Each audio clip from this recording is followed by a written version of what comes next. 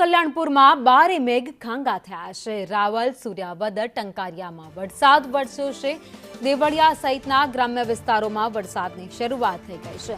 દુધિયા ગામની દૂધી નદીમાં પણ ઘોડાપૂર આવ્યું છે। રાવલ ડાંગરવડ જતો રસ્તો બંધ થઈ ગયો છે તો ઉપરવાસમાં વરસાદથી નદીઓ અત્યારે બે કાંઠે વહી રહી છે। નદી કાંઠાના વિસ્તારમાં ન જવા માટે પણ તંત્ર દ્વારા અપીલ કરવામાં આવી છે।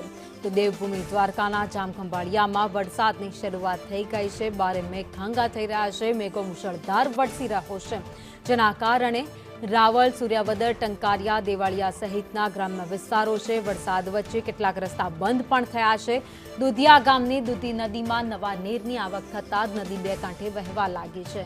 તો નદીના જે પાણી છે એ રસ્તા ઉપર ફરી વળ્યા છે।